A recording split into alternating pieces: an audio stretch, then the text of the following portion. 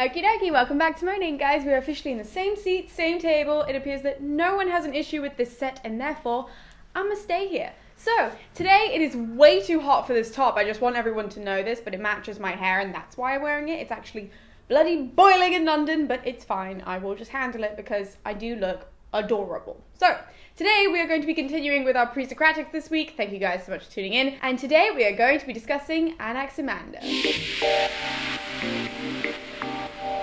So the way you spell that name, I know that sounds like a name and a half. This is how you spell that name, and for the purpose of this video, we are just going to be calling him A, because I don't want to lose anyone, and to make it as simple as possible, I've just decided that's how we're going to do it. So, A, we're going to be discussing A today. So, I wish that his name was Alex or something, because that would be like a full name, but I can't call him Anna, because that's really weird. You know what? Okay, we'll call him Anna today. And Anna was supposedly born in about 610 BC, and probably died around like 540 6-ish, some point around then. Anyways, Anna is really known for his development of cosmology. Now, this is relevant because he was supposedly the student of Thales. Thales we discussed not last week, but the week before on Sunday. That was our first episode.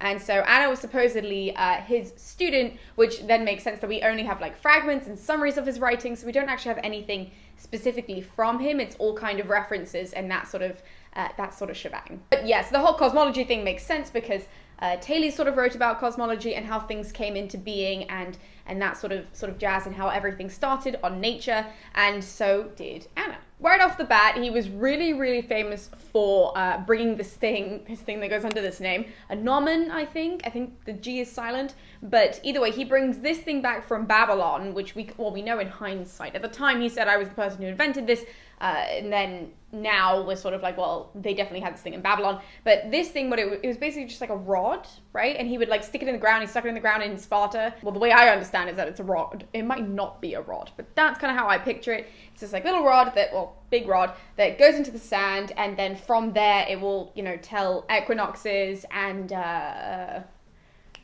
solstices. That's the one I'm looking for. So it would be able to predict those sorts of things, and it with the sky and the sun sort of using it as a dial and that sort of thing. He also, interestingly enough, was credited to making the first globe. He constructed the first globe, even though that's not actually how he saw the world. So I'm not really sure about that. I did just read that in a book, and it said, yeah, he made the first globe. So keep that in mind as well. Now, the globe thing is interesting because he actually, in his writings, he viewed the Earth, the world, as being like a cylinder, but like a flat cylinder. So the top part is kind of where everything would exist, and then it was like, this thick, and the underside is not where anything existed whatsoever, but it was a cylinder. And then above that was the sun, but it was more like a disc, the sun, and then near that was the moon. And so they were like hollow discs, those two. They were hollow discs with like fire in the middle. That's how the moon lit up, and that's how the sun lit up, and that's how we could tell when eclipses would happen, is because the discs would kind of overlap and sort of block out the middle part of the whole fire thing going on. That is what he kind of saw the world as, was that everything was like discs and cylinders, and it all kind of existed in basically one long line. Now, along with his weird cylinder thing, which actually, okay, it's weird now, but at the time, that's pretty interesting that he was thinking that way, because he kind of got the shape right. So, I mean, not cylinder, but like circular. So, good for him. Anyways, so along with that, he also, and actually along with then, he uses that to discuss kind of like rain and lightning and sunshine and all of those sorts of things that we experience daily. Like, it's sunny outside today, so he would have discussed that via these discs and cylinders. So along with that, though, he also discussed evolution, and that's really what's really interesting about his writing. It's not the most famous part, but it's certainly the most interesting part. I mean, it's totally incorrect, but he did say that animals and sort of like the first beings on Earth, they came from moisture, and it was like evaporated moisture that would like show the up and then become an animal. And so yeah, that's wrong, but he discussed that whole process. And he also discussed how humans probably came from something like fish, because he was like, humans are so dependent for such a long time, think about it when you're a baby, and then you're kind of dependent until you're now 18, but it varies obviously. So you're dependent for an extremely long period of time, unlike animals who are only dependent for like 2 months and then they running around killing things. So because of that, he was like, humans couldn't have just come into being by being humans. We must have started off as something like fish and then slowly evolved into humans. So that whole discussion is totally, I mean, you know, the fish thing, whatever, completely pretty much incorrect, but it's still a very interesting topic of discussion to be happening in, like, you know, 600 BC. However, the most famous part of his argument, the most important part of his argument, involves this word. So I'm going to leave this word up here for the rest of the video just because it's just easier for you guys to see it, and also it means that I don't have to attempt to pronounce it every so often, because as I frequently say in these videos, I always just read text and then talk about them on camera. So this is oftentimes the first time I've said any of these words.